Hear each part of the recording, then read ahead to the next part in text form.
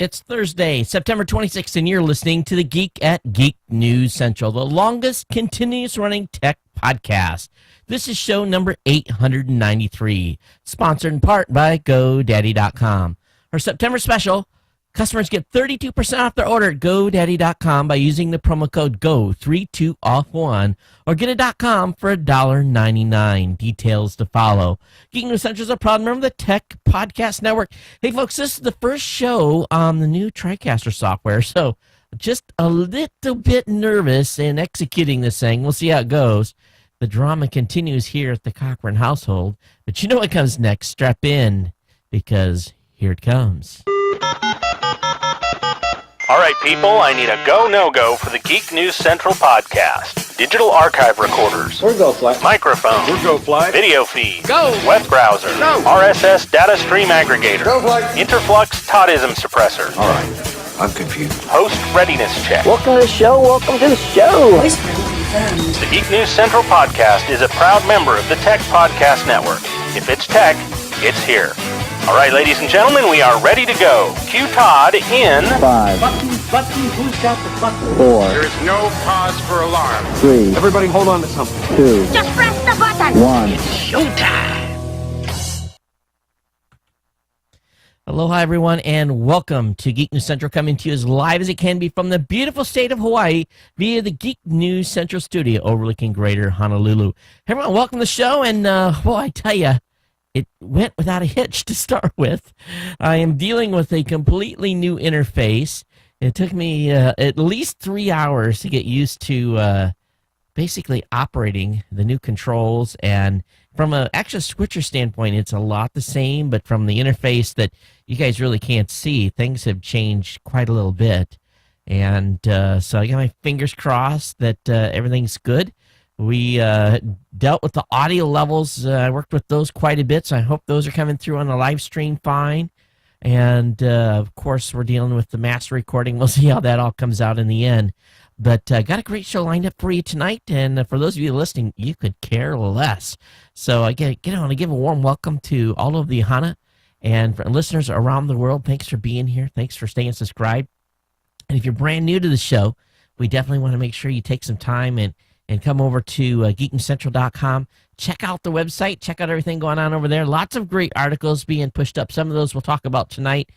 Jen wrote about the new Hummingbird release of the search engine, about the acquisition of Livio by Ford. A lot of different things we'll be covering tonight. Of course, don't forget as well that we've got other shows here on the network. We got the Gadget Professor, Robot Underpants, and no host yet for the Chrome show. So that's an ongoing thing in work here at the show. But definitely take some time and subscribe to the show.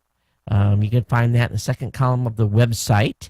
And also, definitely sign up for the newsletter. And the newsletter will contain everything that I'm going to cover in today's show. It'll basically go out immediately following the podcast via email. You all get it. You can also go over GNCShowNotes.com/893 for show 893. We're 7 away from the big 900. The march continues here as we move forward. Of course, you can watch this show on the Tech Podcast channel or techpodcast.com or on the Roku, Boxy, Samsung Smart TV, Google TV, on those apps as well. Of course, you can contact me here via Twitter at Geek News. You can email me geeknews@gmail.com, and you can call the hotline at 619-342-7365. We're going to talk about the hotline a little bit here in a few minutes, but you guys are watching. You guys notice the fonts? We've upped the font a little bit on the lower third. It was a little weak, so we made a couple of changes there. So that's a small update. And again, the lower third was made by one of our longtime listeners of the show, Sam Garcia, out of Albuquerque, New Mexico. Thanks, Sam. Again, fantastic lower third there. Okay, so let's talk just a little bit here. Of course, this show's part of the Tech Podcast Network over at techpodcast.com. And we've got a lot of great shows over there for you to review and listen to and get subscribed to. The last one up is Geo Snippets reboot. It's about geocaching, so definitely check that out. and I think you'll enjoy it a lot. And it's basically geocaching insights, and it's a tutorial podcast about geocaching.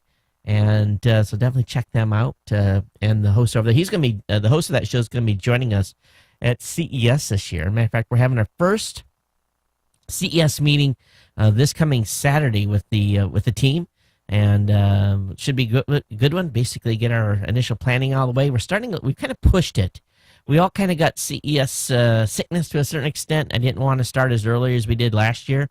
The team that's going is pretty well tuned, so we'll be sharing more information with you as we go on here. We're streaming tonight live up on YouTube. At least I'm hoping everything is looking live. No complaints in the chat room yet, which is good. So maybe we're all good to go.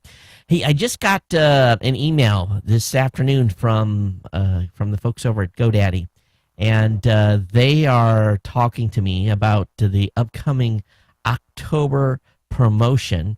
And boy, oh boy, I am not allowed to say what they have offered for you, but it's going to be great. Now, this 32% offer is going to change, so you have just a few days to take advantage of the 32% offer at GoDaddy by going basically and using the promo code GO32OFF1. Now, it's a piece of cake to use this.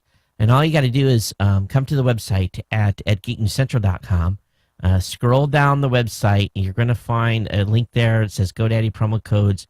Click on that. It's going to take you into a page. It's going to list all of the codes to the $1.99.com, 199 Geeks, or 32% off your order by using Go32OFF1. Did have one longtime listener, email me this afternoon saying he was having trouble with a multi-year subscription of an SSL certificate at $12.99. So I've got an email off to my GoDaddy rep saying, hey, what's going on there? But if you have any trouble with any of the codes, always email me. Screenshot what you're trying to do, and we'll definitely get an answer for you. And usually they'll call you direct. Now here, in this portion of the website that I just highlighted blue, and for those of you that are listening, you're going to find on that page it says everyday offers, non-expiring. And these are codes that are supposed to work no matter the month, time, day, event. These are all supposed to be good at all times to save you a lot of money. And again, all you got to do is go over to geeknewscentral.com/GoDaddy. Now, on the $1.99.com offer, that link will take you to a page where you'll be able to, boom, grab the .com and be with a checkout within like 3 screens. Just click, click, click, and you're done, and you're out. And, of course, our new spokesperson, Jean-Claude Van Damme, says, kick your business up a notch. So it all starts with an awesome .com. Basically pick up a domain and for $1.99. So this is a great time to pick up a product in addition to whatever you may pick up.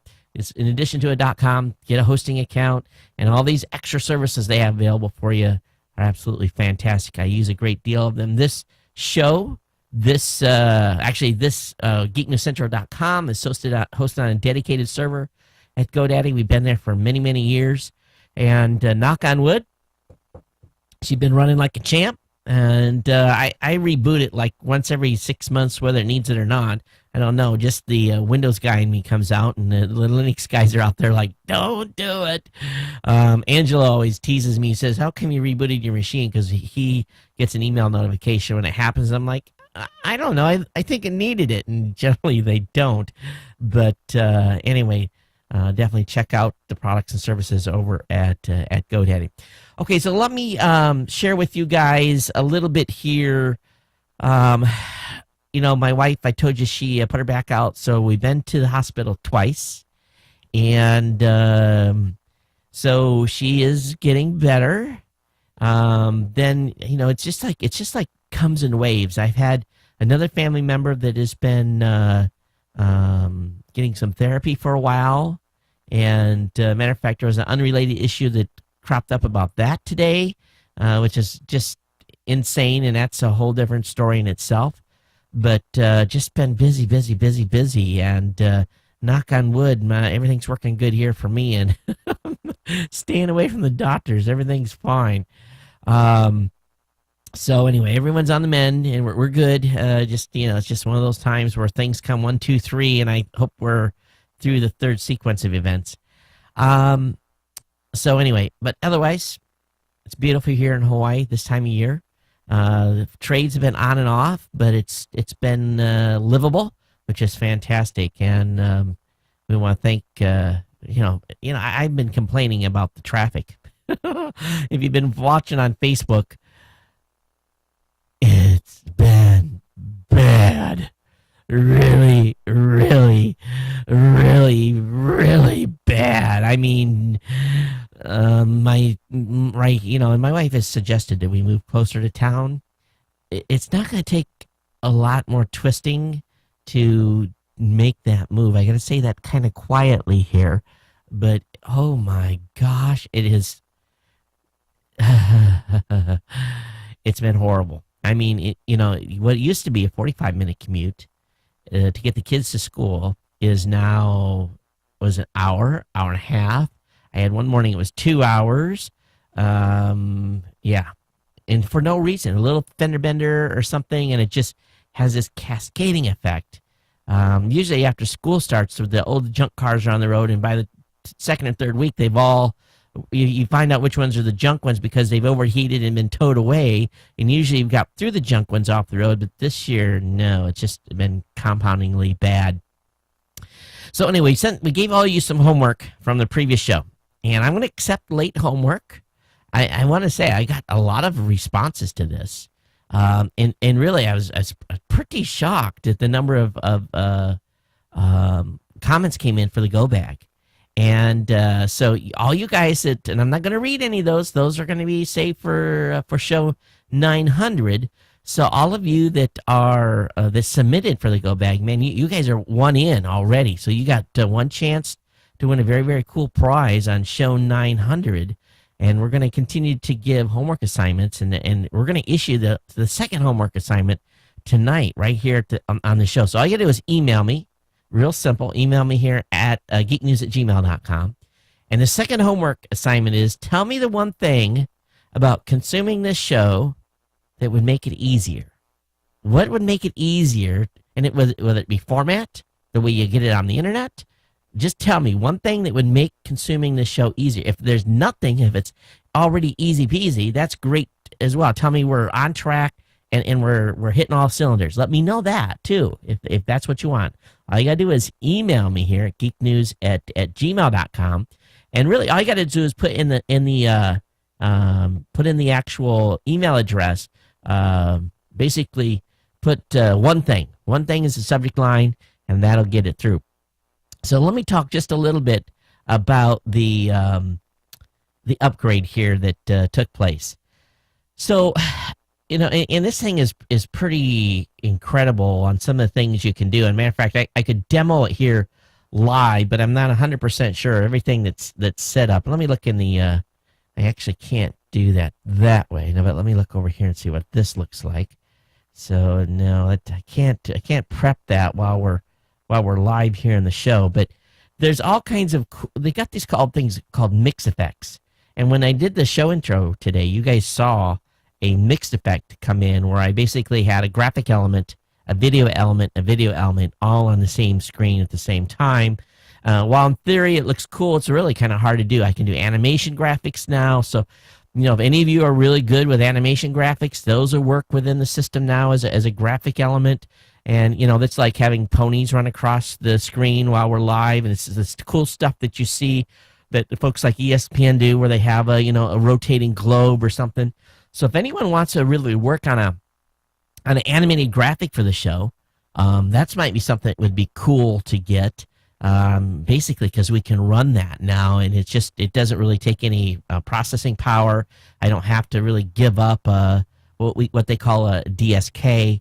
But really, there is a significant amount of change here. Now, one thing that's new that I keep seeing is I'm getting notifications from the system that it's clipping the stream audio. And what I've always had to do, I've always had to run the stream audio just a little hotter than the regular thing. But it's actually, and this is the first time I've seen this, it's actually telling me, hey, knucklehead, your stream audio is a little hot, so turn it down.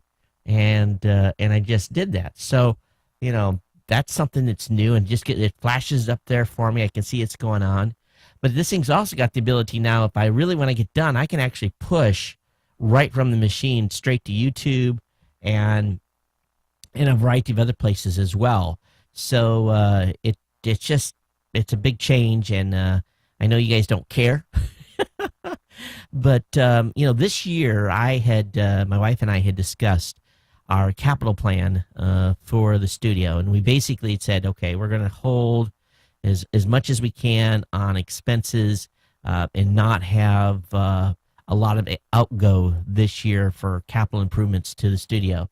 So really everything's pretty much stayed the same. We haven't made any changes. And you guys know I've talked about this main machine here was potentially at a point where it might have to be replaced soon. And I've actually looked at Macs today, considering maybe going to an iMac here in front of me.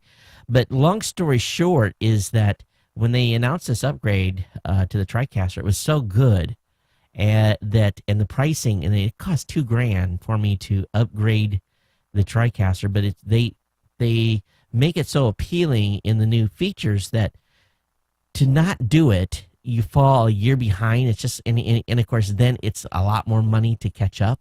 So this was one of those things that we kind of made an exception for from a capital improvement to the studio, because the studio is already really well set up, and it's at the point where I'm very, very happy with it, and there's nothing tweaking me to make a change and you run out to B&H and buy something. So, but one thing that they have made available is I've got these point tilt zoom cameras that are basically in the size. Very rarely do I use those. That one's blurry. Must be that one's actually been having some trouble.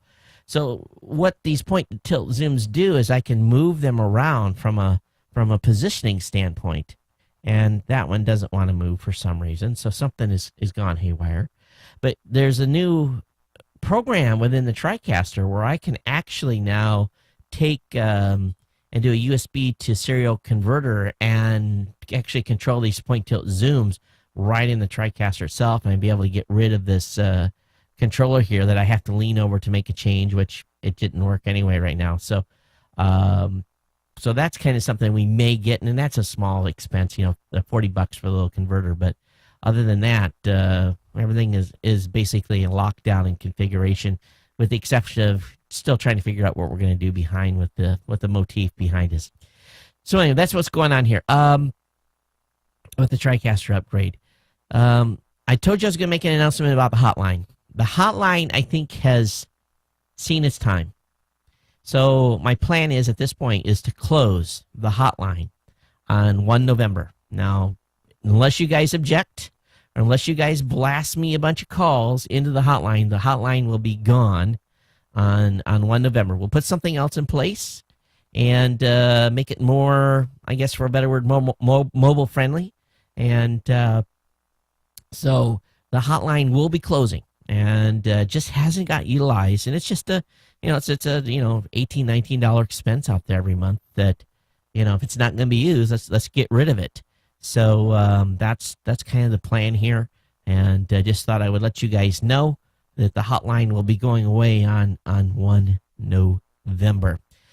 Okay, I think that's it. I think that's all I got in the stack here tonight to just kind of get you guys caught up on. We'll get into the tech content. For those of you that are here for the very first time, we spend some time at the beginning of every show and really kind of go through what's happening here. Before we get into the tech content, that's part of our normal, I guess for a better word, our normal show process. And so that's where we're at. Hey, do want to say congratulations to Google. Happy 15th birthday. We'll be talking a little more about this 15th anniversary of Google here in just a few moments because they've made some major changes. And we'll cover that here directly. But the first thing up is a comment that was made by Bill Gates today that's made some headlines. And I had to laugh when I saw this. Those of you that are yeah, some of you go way, way, way back, and you go way back to the Windows NT era, or maybe even Windows 97. Let's back up a little further. If you go back, Windows ME, there was a time, there was quite a few, releases. But if we look way back to basically log into your machine, you needed to go Control-Alt-Delete. And there was a bunch of functions that you would use Control-Alt-Delete for. And Bill Gates called the Control-Alt-Delete shortcut a mistake. And of course, this is a question that has baffled PC users since really the 80s.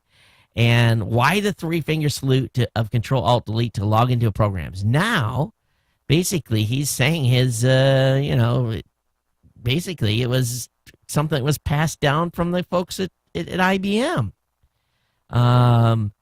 He says the company should have gone with a simple button, but was talked out of it by keyboard designers at IBM. Now, David Bradley, who created the shortcut in 1981, doesn't quite remember it that way. He says in a forum with CNET, he explained, I originally intended for it to be what we called an Easter egg, just something we were using in development. I have to share the credit. I might have invented it, but I think Bill made it famous. Regardless here of who was to blame, the three keys were reportedly chosen to keep users from inadvertently triggering restart of their computers, with the delete button far, far away from the Control and Alt. So functionality aside, this was just one of those things that would have obviously never happened with Steve Jobs. But anyway, it's just one of those things. But kind of funny, yeah. And back in those days, things weren't as friendly. They really weren't. From a friendly standpoint, computers are pretty friendly now as compared to where they were in the 80s. And you can say that multiple times. Well, along with the news of what Bill Gates said today, Steve Ballmer basically bid a tearful farewell to Microsoft, promising it will deliver the next big thing. Really? And boy, I tell you, a lot of us have kind of lost faith a little bit here in good old Microsoft. And, I'm still using the Microsoft operating system. It's a fantastic operating system running on millions of computers. But it's, functionality, I guess, over sexiness is really what it is. But I hate to say it, but it's Steve Ballmer's time. It's time for him to move on and let someone else come in and take up this game. Someone with a young, critical, clear thinking. Microsoft is a machine. It's huge. They're going to have to bring someone in that will be able to handle this big machine. And at the same time, the person they bring in, who might be the hardcore, super powered CEO, he's going to have to bring in some lieutenants that are going to be able to, for a better word, breathe some fresh life into Microsoft and really to get the ball moving and get them back on the top of their game, because it's for a lot of people in this fast world we live in, they're considering to becoming a little stagnant. And we all know that sexy's in, right? Style, design. But from a functionality standpoint, the Mac is no more functional than a PC. Really, they're not. From that standpoint, I don't find one functions better over the other. And I've become quite, I guess for a better word, and I've talked about this years and years and years with you guys, is that it's a computer's a computer, right?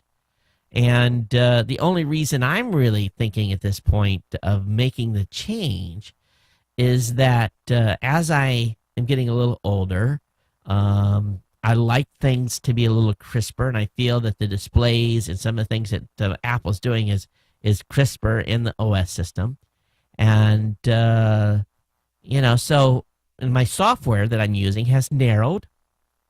I'm using a lot more Google products. I'm using templates and stuff that we design, and I'm not doing a lot of this heavy stuff that I used to that required multiple softwares. You know what what am I finding myself using? An FT program. I'm using a Word, an Excel spreadsheet. I'm finding I'm using some video editing software, which I currently do on my Mac. And, you know, just a number of things that now I do.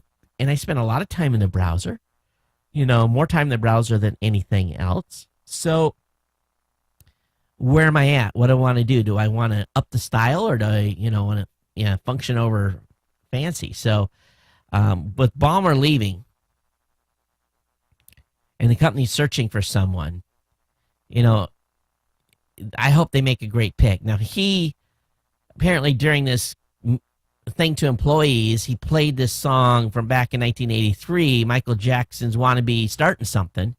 And I guess he jumped all over the stage and danced around the stage, screaming at the top of his voice. That's Ballmer. And I hope they bring someone in that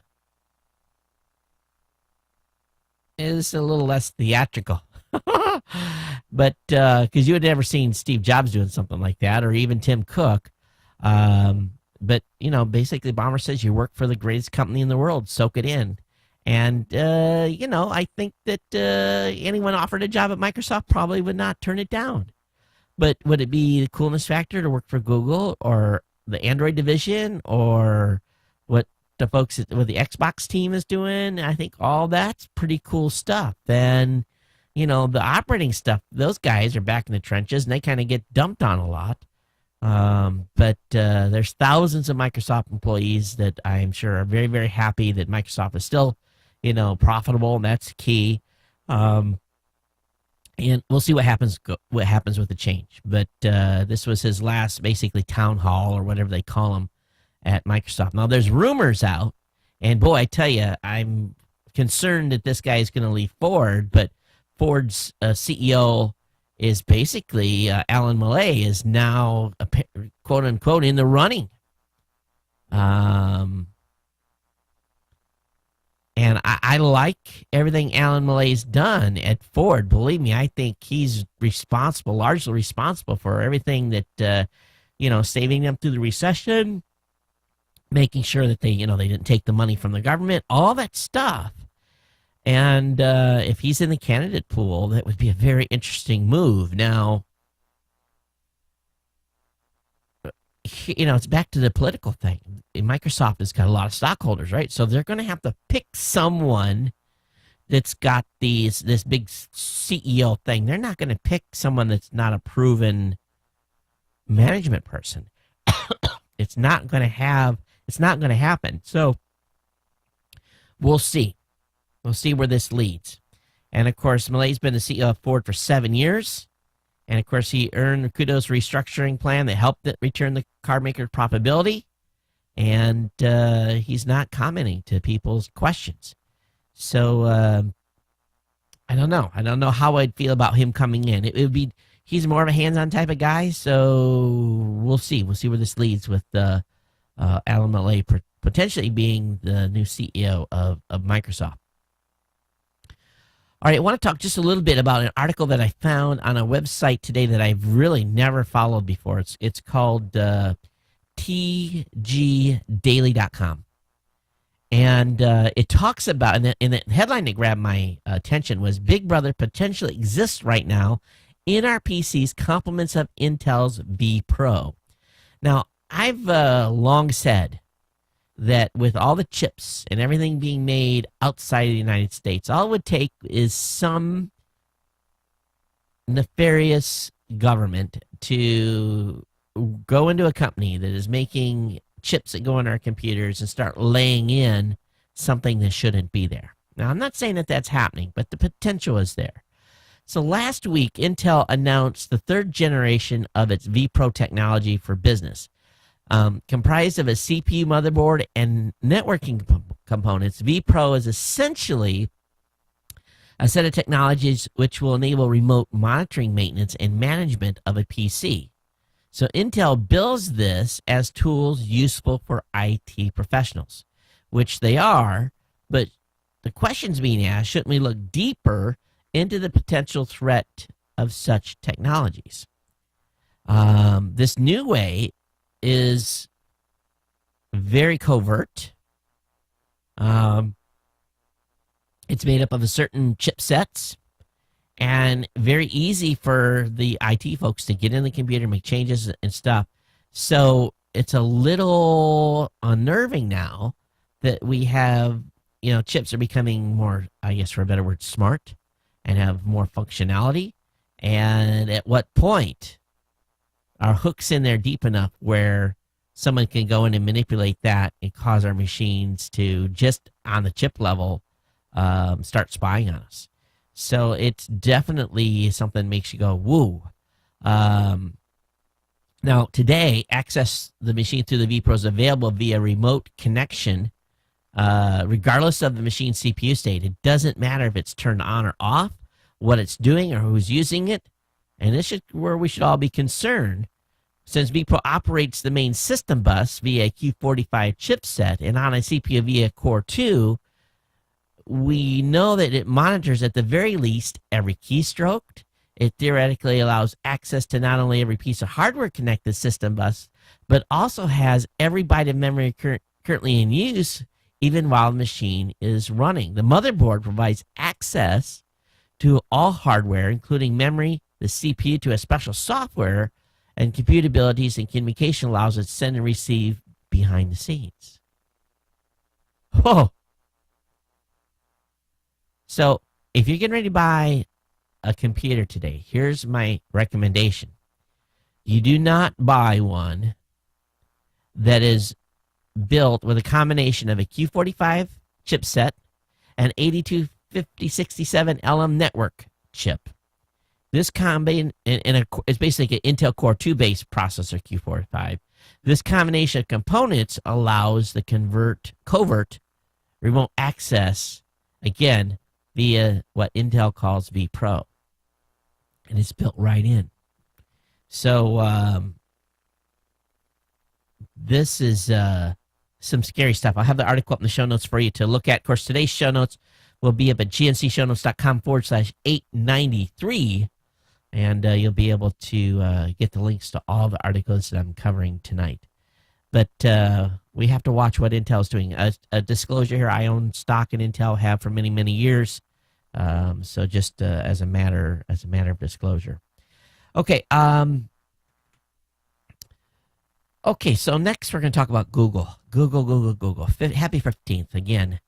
But Google quietly released what's called Hummingbird, the new version of Google search algorithm, which, first of all, I'm a little bit upset because now if you do a search for Geek News Central and you do it on Google and you find the website and you click on it and you come to my website, no longer do I know which search term you use to find my website. This is really going to impact negatively the SEO monitoring. They've been doing it already to a certain extent, but today with Hummingbird, they've completely switched over to encrypted search. So I don't know what term. I know you've landed on my page. How you got there, I don't know. So again, this new version of Google search algorithm is called Hummingbird, and it's been released. And for whatever reason, Google decided not to make a specific announcement about the release of the new algorithm before switching over to it. For good or ill, it has already affected how your blog is placed in order of results up here whenever someone does a search on Google. Now, I have been doing a bunch of testing this afternoon, looking at traffic, and from what I can tell, no drop in traffic, knock on wood, so I think we're okay.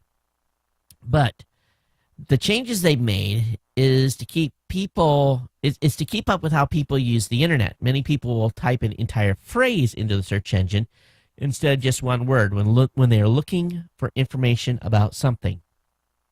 So, I'm going to go up here and I'm going to load up. I'm just going to go ahead and do it right in the top. And I'm going to let's bring this up, and I'm going to put it in there here. Of course, I'm logged in, so host Todd Cochran, and let's see what we get here. So it brings up my blog, my LinkedIn profile. It brings up my Wikipedia entry, my Google Plus profile, an interview I did on IT Talk, IT Conversation years ago a link to Raw Voice, and finally down here, the link to geeknewscentral.com. So let me go host Todd Cochran podcast and see where that changes it. So now Wikipedia is number one, a blog that I don't really write a lot to, and really in fourth, of course. And there's an article from the New York Times when I released my book in 2005. So it found my New York Times reference, but again, Geek News Central is fourth on the list. So, but if I search just straight Geek News Central, of course, we should come up number one, and we do. And what's really weird is that you can tell when they indexed here, they actually have the RSS feed. So they got the live site. What else have they got? Kind of an interesting lineup of stuff and how they got stuff from YouTube. So YouTube is starting to take more precedence over my website. Now they do have I'm glad that they've got the GoDaddy promo codes, about newsletter, link to the podcast. So, that's all good from an execution standpoint from Google. So overall, I don't think we were hurt too bad. I can, whatever terms I normally look for, and that was just a few, we are still kind of where we need to be. But it was interesting that they were trying to push me to my blog, and that my toddblog.com, that I really don't write to that site. Once in a while I do. Matter of fact, someone has tried to buy that domain a couple of times from me, and I probably should have sold it back in the day. But it's just one of those sites. It's just one of those. It's just one of those deals that. And heck, it tells you how long I've updated. I still have a Ustream embed on the website. So anyway, that's where we're at with Google. But the big change here in the actual search algorithm, and I have a link up in the show notes here from the article Jen did, and she does a great job. She does lots of great articles for the show. So definitely, articles for the website. So definitely check it out. And the folks at Boing Boing, boy, they finally jumped on the bandwagon here. It only took them a couple of days to find out what's going on, but they're basically talking about Verizon wanting to slow down your favorite websites unless they pay bribes. So lots of discussion still going on with what's going on with Verizon and their continued quest to have net neutrality killed.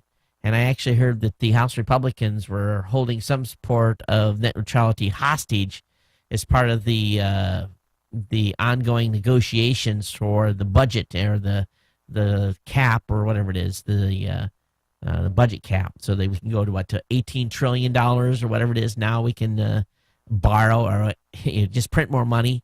What is it already? 16.7 trillion. Now they want to go to 18 or some ridiculous, or 19 or some ridiculous number.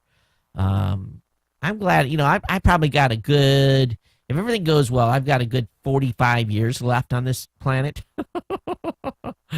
But someone's going to have to pay that bill. I don't know who it is. Probably me in part, but my God, it's unbelievable. All right. So Yahoo, you know what, today? Very strange. Yahoo has done something. Because today I got 1, 2, 3 articles from Yahoo. And they're all AP articles, but somehow something in the change today with what Google has done. Yahoo's popping, which probably is not good for some other websites, but Yahoo has a good write-up on this hummingbird, on how it hatches the new search formula as well. I'll have that link up for you to look at as well, beyond the one that is up from Geek News Central. Well, we know that the government's facing a furlough here. Government workers are going to report to work on Monday, and they'll be told whether or not they have to come to work on Tuesday. So NASA is included. Almost 18,000 employees face unpaid furloughs if the government shuts down. And that goes for DOD, goes for everybody. Your government is fast approaching. And I know there's a bunch of listeners on this show that are federal workers. I know many of you have been furloughed this year already. Have already took a hit in pay because of furlough days. Stand by, because this thing I think is going to get ugly before it gets better. The whole situation with the president's health care plan and all that stuff is finally coming to a head. I did find out that our insurance premiums are only going up 37% this year. Only 37%. So I guess not too bad of an increase, a little over 50% last 3 years. So definitely costing us a lot less for our healthcare premiums. I'd be curious, have any of you gotten your little note in the mail from your insurance company yet? We did. You don't even want to know what it says. Money, money, money. Money, money, money. Yeah, give them more money. Okay. Let me switch gears here and move into the next topic. There's some folks in San Francisco that want to transform the Old Bay Bridge into a park for adventure tourists. So there's a proposal going on, since that now the new Bay Bridge is here. They want to know what to do with the old one. So we know that there's going to be a demolition of the Old Bay Bridge. Some people don't want that to happen. They want it to be made into like an eco-tourist thing. They want to put like tennis courts and all kinds of crazy stuff on this thing. I think, isn't the reason that they made the new Bay Bridge was because of it was becoming unsafe? But anyway, there's a bunch of proposals out there on how they want to go with the Old Bay Bridge. So anyway, I will let you guys make all kinds of depictions, dirt with the trees and all kinds. Let me just show you guys this. You guys are laugh here because they did a real good job with the graphics part on this. And so here we have, in the first image, dirt with grass with a bike path. And second thing we have is looks like tennis courts. And what else have we got? On the next picture, we've got a field of flowers, a hiker's path, biking paths with the trees, water streams. Yes, water running across a bridge that's already old. Yeah. Okay. So anyway, that is.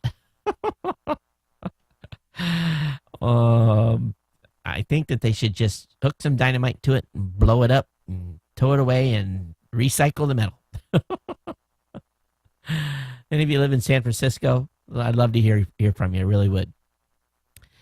All right, a good story over in The Verge. The NSA has revealed how many analysts abused its database to spy on their lovers. So so just think you're an employee and you have access to this database, and you're the jealous type or you're the curious type, and I'm going to tell you, you think about having the power of the keyboard right there to look up information on your spouse, on a girlfriend, potential girlfriend, find how much money they make. There's all kinds of probably juicy stuff that they can get access to. So apparently there's a full list of incidents, and NASA says NSA has said has 2 open investigations right now, but there's some ones before where some people have been fired, some people have been made to retire, some people that was sent home for a couple months or got half pay for a couple of months. There was some that lost their security clearance, and if you work for the NSA and you lose your security clearance, well, you might as well go be actually, you don't even qualify to be a janitor at the NSA without a security clearance. So 12 names in 10 years is the list. So I guess that's, not too bad, at least the ones that got caught. Some people, I guess, were outed during polygraphs, and when they were doing basically their checkup to make sure that they weren't telling things they weren't supposed to. So some folks were demoted as well. But I tell you that curiosity kills cat syndrome. You think about that. You have this access, and all you got to do is type the person's name in, and I'm sure that would be something that would be tempting to anyone.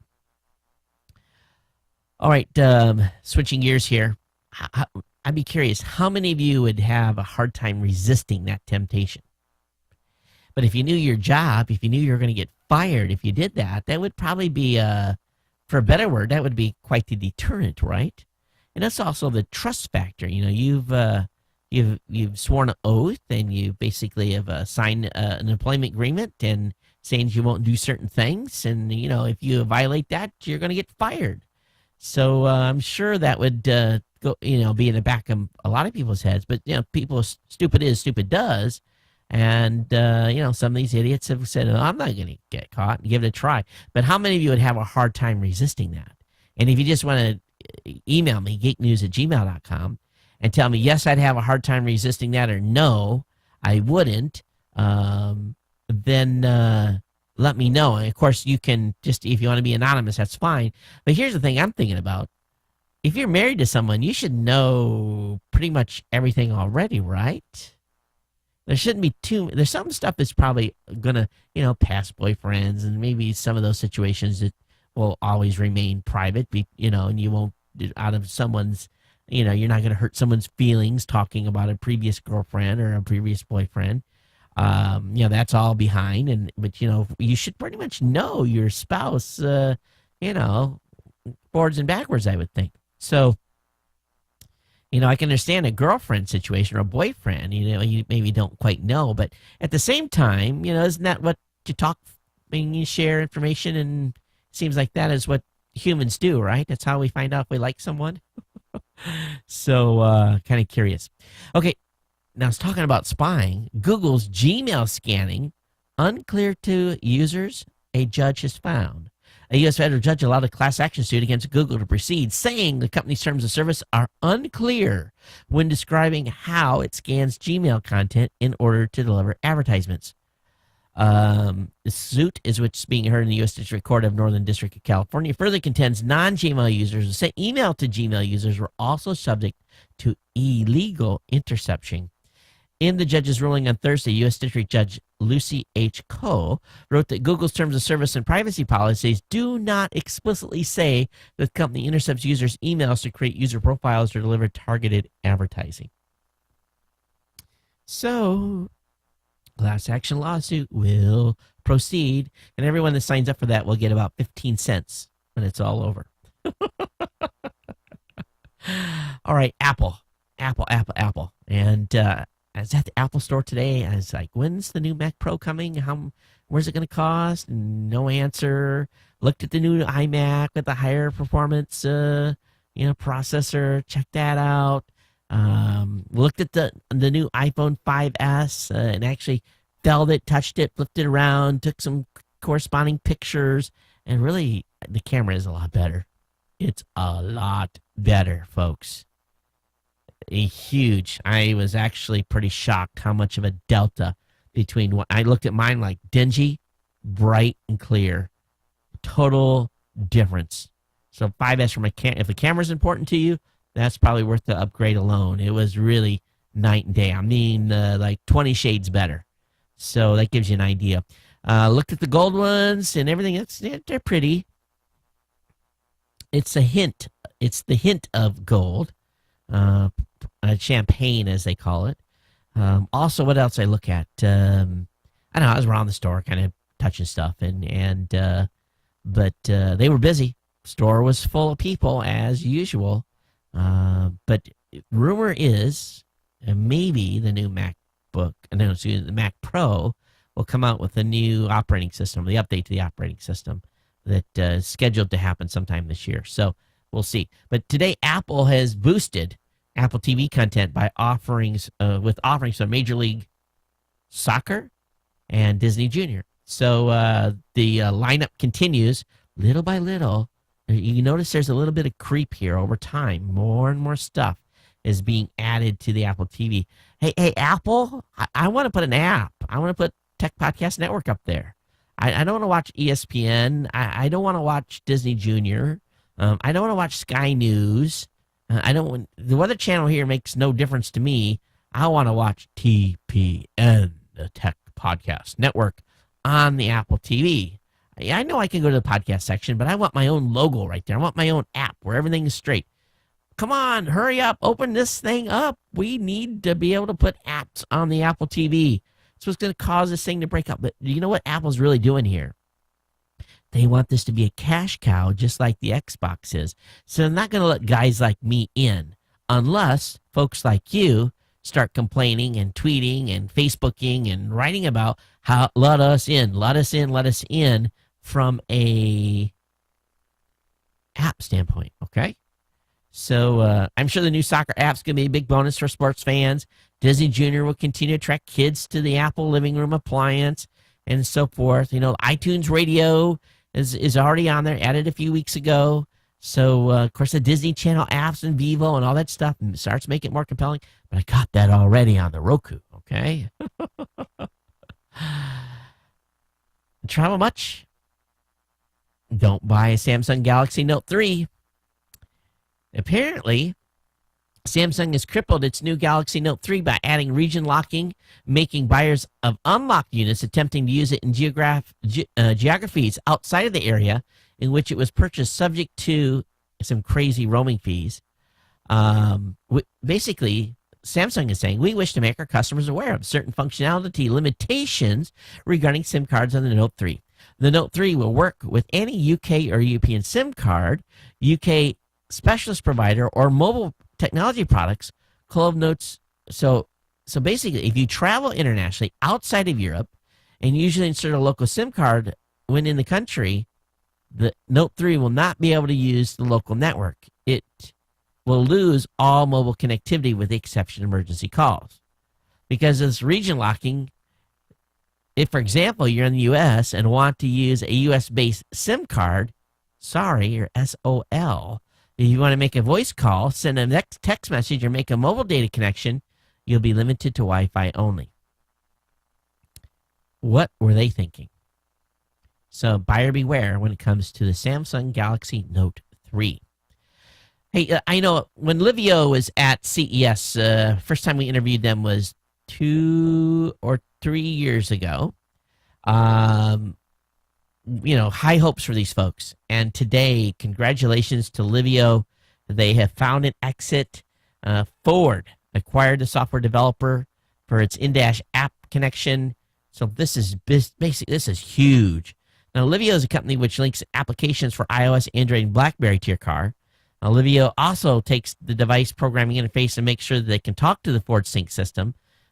Livio, whoa, what was that? Okay. I saw something blink over here. Are we still live? Let me check. I think we're still live. Maybe we're not. Oh, yeah, we appear still to be live. I'll double check that. Yeah, don't do that to me, new software update. Scared the crap out of me. It blinked black. And that's usually a very, very bad sign when that happens. But the screen came back, so everything is still recording. And, of course, I'm checking it here on the Mac where the master recording is going down, and it says time capsule's full. So I have a full hard drive on my that's not a good sign either. But anyway, let's get back to the topic. Congratulations to the folks at Livio for the acquisition, and so job well done. Good to see that team cash out. Facebook finally is going to allow edits for typos and botched autocorrects. The first draft of anything is terrible. I do this all the time. Put something on Facebook, I read it back, I'm like, crap, and you're stuck with it. You either have to delete it. So apparently, Facebook is applying some similar thinking and allowing users to edit their posts. Starting Thursday, Facebook's website and its Android app will allow users to make changes to posts after they've been published. The feature will be coming to iOS soon. But the digital eraser users could potentially twist the meaning of their friends' comments and likes, intentional or not. Imagine posts. So this is going to be big. It's going to allow people to do grammatical change and so forth. I'd like to be able to sometimes edit more, and you can do that with been able to do it a little while for with the mobile app. But nice to see that this is coming, and hopefully it's for the desktop as well. Hey, the world's largest solar thermal power plant is now online. After 3 years, and hold on to your hats, $2.2 billion in construction, California has flipped the switch for the planet's largest solar thermal plant, the 392 megawatt Ivanpah Solar Electric Generating System. Ivanpah 300,000 heliostatic mirrors reflect and concentrate light around a central molten salt-filled tower rather than convert light to electricity like photovoltaics. It sits on 3,500 acres of federal land in Mojave, California. The project has received major funding not only from the DOE, but also Google, Energy, Bright Source Energy, and Bechtel.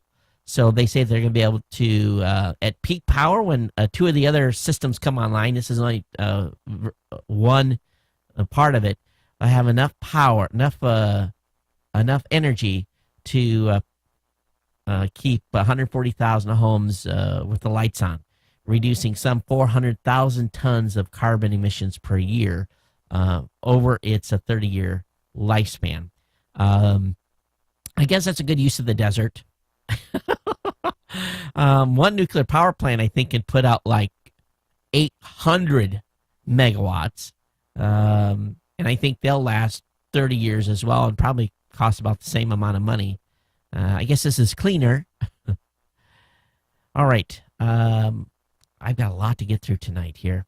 Hey, there was a launch from Moscow. A Soyuz spacecraft carrying 2 Russians and an American lifted off this morning from the Baikonur Cosmodrome, soaring into the night after sky for a 6-hour trip to the International Space Station. Their 6-month mission will include a spacewalk with the Olympic torch. So I guess everything's good, and probably they've already docked by now. They were doing one of these rapid, 2 orbits, catch up with the ISS and dock and be there in time for breakfast, I guess. Number of confirmed alien planets near 1,000. Just 2 decades after discovering the first world beyond our solar system, astronomers are closing in on alien planet number 1,000. 4 of the 5 databases that catalog discoveries of exoplanets now list more than 900 confirmed alien worlds, and 2 of them peg the tally at 986. So the question is anybody out there? It's a cool article over on Universe Today talking about secret messages left on the International Space Station. You guys know about tagging?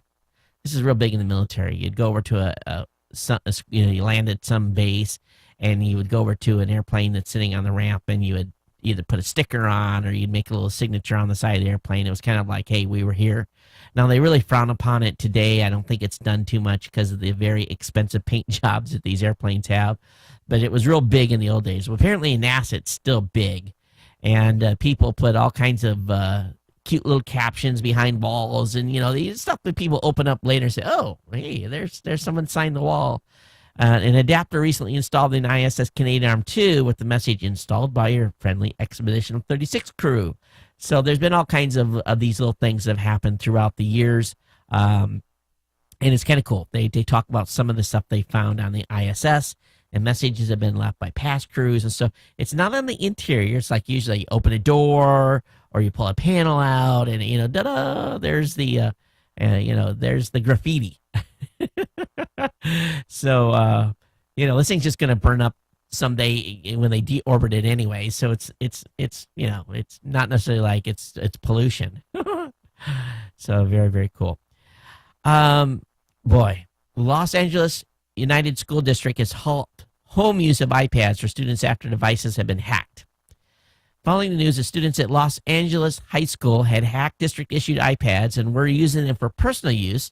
District officials have halted home use of the Apple tablets until further notice. It took exactly 1 week for nearly 300 students at Theodore Roosevelt High School to hack through security so they could surf the web on their new school-issued iPads, raising new concerns about a plan to distribute the devices to all students in the district. Oh, my goodness. So, I guess that worked out well, huh? Students begin to tinker with the security lock on the tablets because they took them home, and they can't do anything with them at home. And they wanted to, and most of these kids probably live in low-income housing or low-income areas. They may not have even a computer at home, so of course they wanted to get online with things, right? But soon they were sending tweets and socializing Facebook and streaming music through Pandora. So I guess that put a wrench in the monkey works a little bit. So hack the iPad. Kind of funny if you ask me. My son was telling me tonight, "Hey Dad, look at my phone. Look at my phone." I'm looking at him like, "Yeah." I got a new ROM on it. I'm running the latest version of Android, and he doesn't have a real powerful. How's it run? It's all stripped down. It doesn't have a lot of the extra stuff. And I'm like, cool. I said, you gonna do it to your sister's phone? He said, nah, let her figure it out. So my kid is jailbreaking his Droid and put new ROMs on it. We'll see at what point does he come in here and say, I bricked it. Knock on wood that he won't. New legislation would kill cable card, potentially spelling trouble for third-party cable boxes.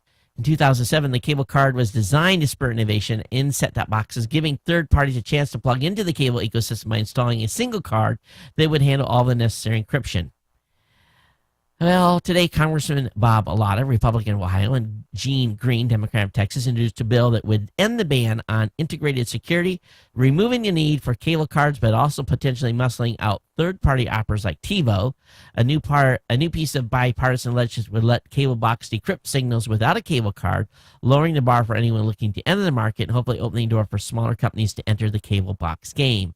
It's a rehash of an earlier bill from August, which aimed to limit the FCC authority over the cable programming boxes, but sank before reaching the president. The new bill was revised to end the requirement while preserving the FCC's authority to regulate the market. What do you think with them trying to kill off cable card? I think it was a failure to begin with. Okay, next thing up is Netflix says all users now have access to Super HD video.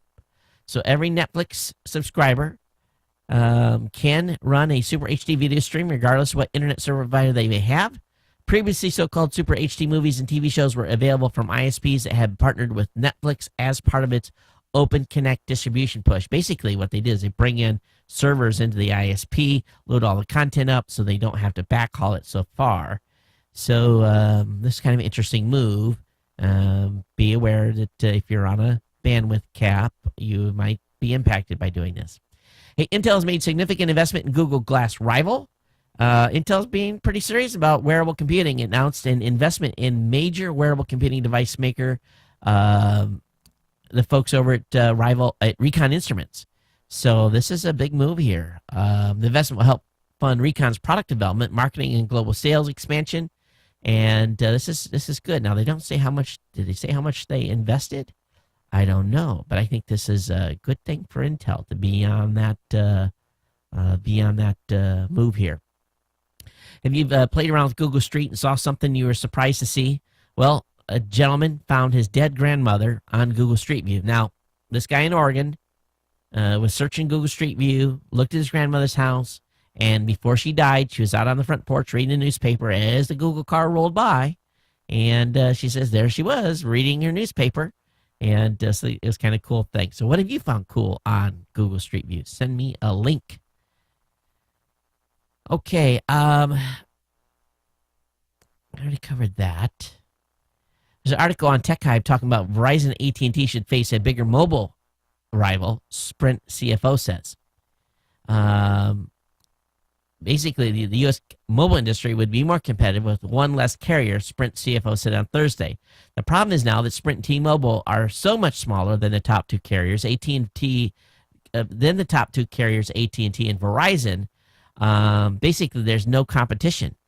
So when you get down to three comparable size players, you get much more effective competition. So I don't know about that. Maybe he's making excuses. Just make a better product, Sprint, and you can compete with Verizon and in AT&T. Malware is now hiding in graphic cards. Researchers are closing on a means to detect previously undetectable stealthy malware that resides in peripherals like graphics and network cards. The malware was developed by the same researcher and targeted host runtime memory using direct memory access provided hardware devices. They said the malware was a highly critical threat to system security and integrity and could not be detected by operating systems. So now they're basically trying to detect something that may be hiding in your graphic card. Hey, do you live in LA? Do you have Sonic.net? I'd love to hear about it. Apparently, the techies are raving about their internet service So I'd love to hear your opinions of this company. They are not available here in Hawaii. Netflix is gloating as broadcast television ratings continue to basically decline. Netflix shares ticked up 2% on Thursday as ratings for one of the most important days of the new television season came out.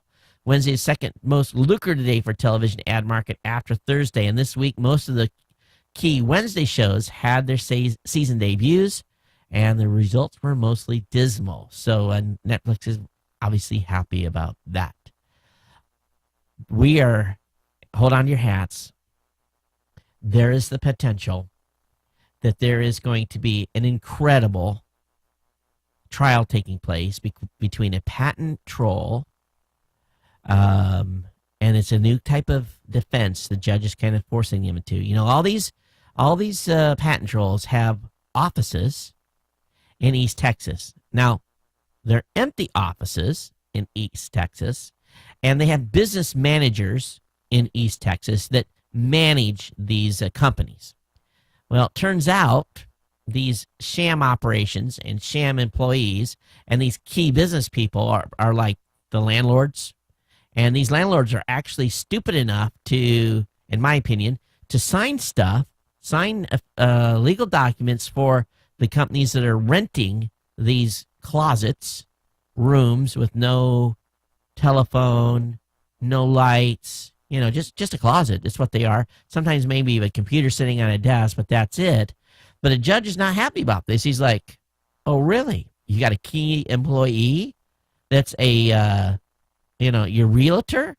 And he's part of your, he's your main guy for business development?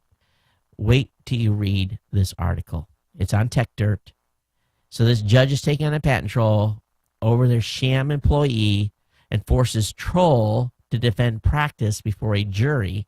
And basically he's showing that these are just nothing more than front companies. Now, the court in this proceeding said, you're on the verge of losing the entire motion and going to the federal circuit with a lot of money against you. So if you want this to live to fight another day, you ought to listen to me for a moment. The best you can hope for is that the jury's going to decide this. But for the jury to decide the sham nature of the closet in Texas, they're going to have to understand why somebody would want to do this. So an expert is somebody you need to have explain it. This is going to be part of your case. The counsel said, no, Your Honor, it's not. The court says, well, then it will be part of their case. Counsel says, why is that relevant to the issue of patent infringement? The court says, if we're going to try ownership here, talk about the ownership of the patent, and all these issues about whether or not this guy was a sham or not, the jury's got to understand the background of why it was or was not a sham. The counsel says, well, Your Honor, and the judge shut him down. He says, you're not going to be able to skate by with beat this motion and get it somehow excluded at trial, for goodness sakes. So it goes on and on and on. And basically, they file in East Texas because they have a favorable court. And finally the courts have woke up and said, your business isn't there. You know, what are you doing? What is this shell company? Who actually holds the patent? And it's going to be interesting. The court says, well, maybe now you're taking it back. It's on the record. I heard it. So the appeal, you can make that. So on appeal, basically, it talks about the ownership assignment. But this jury is going to hear all this stuff about your closet. And you're going to have to explain why Mr. Sham, in other words, the realtor, was signing documents. Oh, boy, I love it. I love it, love it, love it, love it, love it, love it. The Wired has an article about a guy that spent 4 years making a chair. A comfy metal chair. And I'm kind of looking at this chair and I'm thinking to myself, 4 years to design a chair? Let me show this to you, those of you that are watching.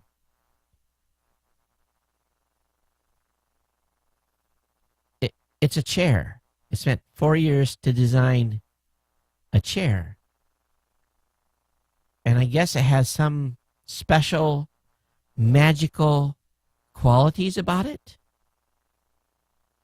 It only weighs 15 pounds and it's sexy. It has nice color. And you can have one too for $575 a piece. A chair, a metal chair, no padding, just a metal aluminum chair. $575. Please, do people have more common sense than this than to buy something like that? $575 for a metal chair, something I would just like stack up in a corner? Please, you got more money than brains. I hope no one's going to buy one of these for $575 for one. This chair I'm sitting in was under $600. I think it was under $500. And we've had it in the studio here for a long time. It's showing some wear and tear. The elbows are starting to wear out. The wheels don't work as good. It's got to be replaced soon. But I spend hours and hours in this nice, comfy chair, not a steel metal chair. I don't get it. Moving on. I digress. LG's cheapest Ultra HD TV starts at $3,500. Their OLED TVs have dropped to $10,000.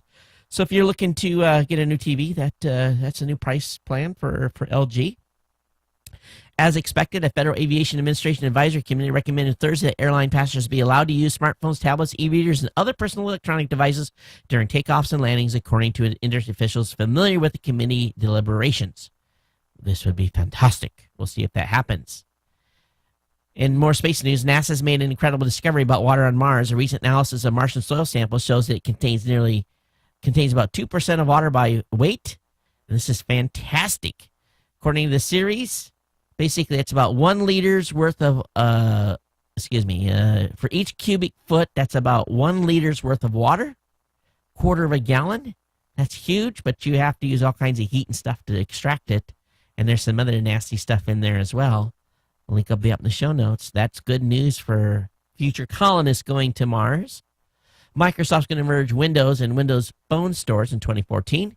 Platform to unite into one app store to rule them all. So that's coming, and I wonder what took them so long. And the final article tonight, if you've bought an Apple TV, if you have an Apple TV 3rd generation, you can use an iOS device to set up your Apple TV. Link will be up in the show notes on how to check that out. Okay, let's go ahead and get into the email comments. I've got to see what I can read to you that didn't come in as an actual homework assignment. Dun, dun, dun. I got an email here from Glenn. He says, "Hey, Todd, you made a comment about iTunes Radio only being available in the U.S. That's not actually true. All that is required is a U.S.-based iTunes account. I'm able to use iTunes Radio from Toronto without issue when I sign in with my U.S. iTunes account. Thanks for the great work, Glenn out of Toronto." Congratulations to that. Got an email here from Glenn. He says, "Hey, Todd, it only took LA students a week to hack their school-issued iPads." And we did cover that already, but thanks for that as well, Jeff. And got an email from Jim. And when I was talking about trusting Firefox, it's about not necessarily as a browser, but from more of a security standpoint. Who do you trust not to be manipulating your, sampling your information? But Jim says, "Hey, Todd, yes, I trust Mozilla and Firefox much more than others. Historically, Mozilla has been very good at security, far better than Microsoft. For instance, the Google Aurora attacks from China used vulnerabilities in IE that Microsoft knew about months previously but decided not to watch. But as for privacy, Mozilla respects our privacy. For instance, the sync feature in Firefox is trust no one, meaning that the data is encrypted before it leaves your computer and Mozilla cannot read it.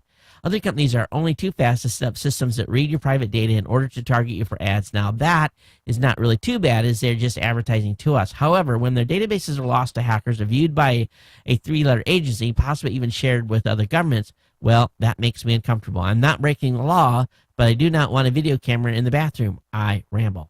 But yes, for what I've seen, Mozilla is one of the few organizations I feel deserves our trust. I certainly do trust them more than most large corporations who can be forced to do dishonest things or may lose control of their databases. Food for thought. If Edward Snowden was able to get the data that he did, then would it be possible for, say, a 3-letter agency plan, an agent programmer in, say, Microsoft makes a strong argument for open source browsers like Firefox? I guess Chrome is open source too. Geez, I can't stop rambling. Haha, great show. Love it. Keep up the great work, Jim. Thanks, Jim. That is a good comment. So you did kind of get my point as well as about the actual security stuff. So thanks. I appreciate your email. Got an email here from Bree, one of our federal workers. Bree, I hope you're working Tuesday. If not, you can listen to the show while sleeping in. Bree says, "Hey Todd, I thought many of your listeners may be interested in looking at live videos of our National Zoo's mother and new baby giant panda. We'll definitely check that out. Thanks that." And that's it. That's all we got for comments tonight. Thanks, everybody. Remember, the hotline's going down 1 November unless we have an outpouring of protest. That will be departing the pattern and saving me $20 a month come 1 November. Hey, thanks for everyone. Thanks for being here. Thanks, and all the insiders. Thank you so much for being an insider and supporting the show. I definitely appreciate it. Thank you for being part of the family here. And those of you that are insiders, consider becoming an insider. 6.7 cents a day is really all it takes to start supporting the show at the $2 a month level. $5 a month is great. $10 a month is fantastic. And $25 a month is outrageous. Now, if you really want to support the show and sign over a paycheck, we'll take that too. I'm just kidding. Thanks for supporting the show. It is my pleasure to bring it to you, and look forward to being back with you on Thursday. And we're going to explore more of the things that the TriCaster can do, this new version. It's now upgraded. It's called an 860. It's the same box, but just new software, so it's an 860. So if anyone want to look that up yourself, you can. But until next time, everyone take care. Thanks, GoDaddy, for being a sponsor. Go use those promo codes. Go 32OFF1. It expires in just a few days, but we have some great deals for you in October. Everyone take care. We'll see you next time. Aloha.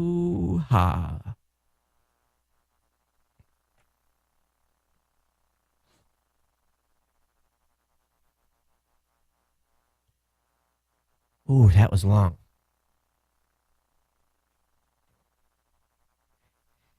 And for those of you on YouTube, we are going away very quickly. Thanks for being here, and we'll see you next time.